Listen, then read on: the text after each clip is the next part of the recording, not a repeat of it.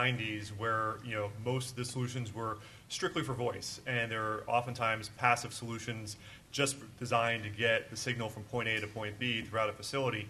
And then over time, as you saw 3G emerge and some rudimentary data applications and the advent of BlackBerry, you started seeing increased need for capacity and utilization. So you started seeing sectorization within these sites, really carving up the capacity in more finite ways within facilities.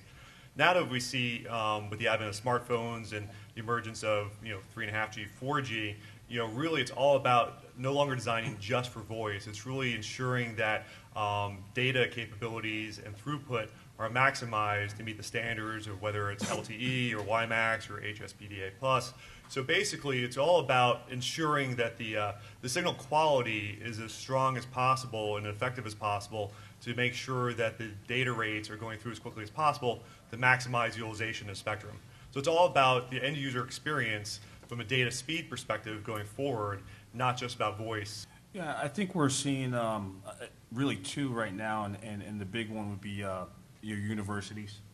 And I think it's kind of a perfect environment. A lot of stuff we talked about this today kind of rolls right into the university. You've got a large amount of people.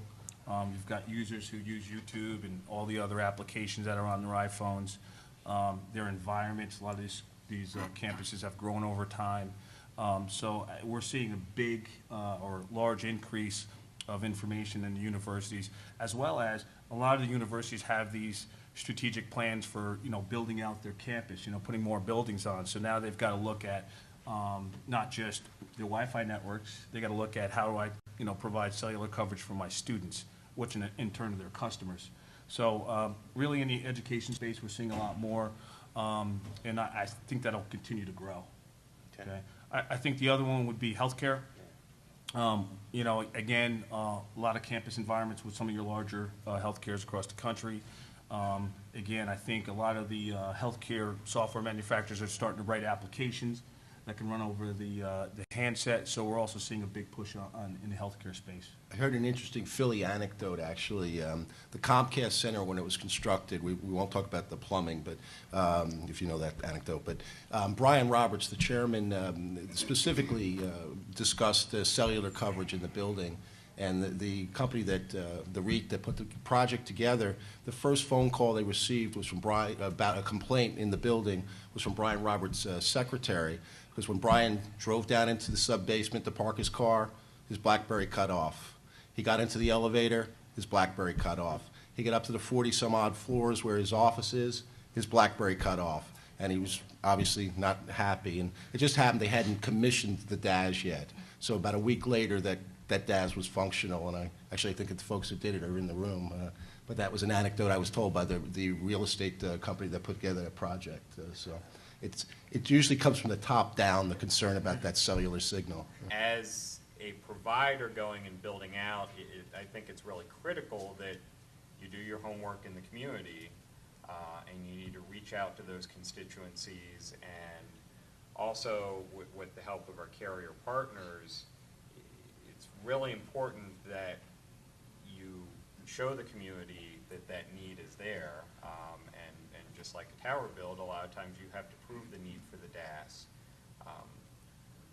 With what we're seeing with a lot of DAS deployed for capacity, that's a little bit harder explanation. So that requires a lot more education with municipal folks. They're used to, for a tower application, getting a map that showed a hole before in the RF coverage where the tower is, and then you show them an after predictive map that shows that hole filled.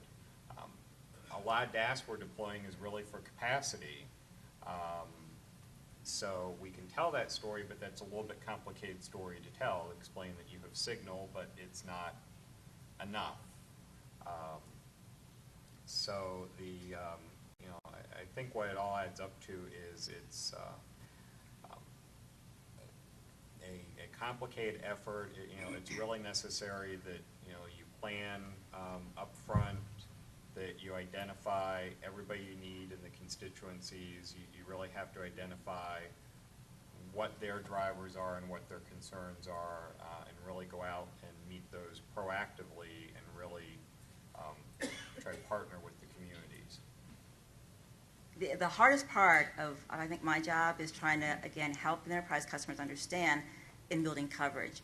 And when you really think about it, Wi-Fi was actually licensed out for in-building, and there's a reason why when you walk away from the building, you lose the coverage, and that's what the FCC designed it for. And the FCC designed the license spectrum for outdoors, and now they're all merging together. So we're trying to bring we can bring license spectrum in the building, but we can't take Wi-Fi outside of the building. So there's a match, and we'd like to see a seamless handoff between the two, because there's benefits to both. And buildings really actually weren't meant to be penetrated, quite honestly. And we design our cell sites to point out, to hand off from site to site, and building construction materials, the location, like the lowest level of the Sheraton, might not be conducive for penetration. But I think the first thing to understand is that the coverage is not supposed to be there. If it's there, it's great. We're happy about that, but it's really difficult for us to penetrate every single building in existence because of the nature of how the spectrum was licensed out by the FCC.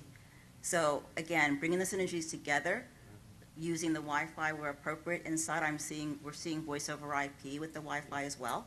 So wherever it makes the most sense, just decide what you want, what applications you want, and then build from there.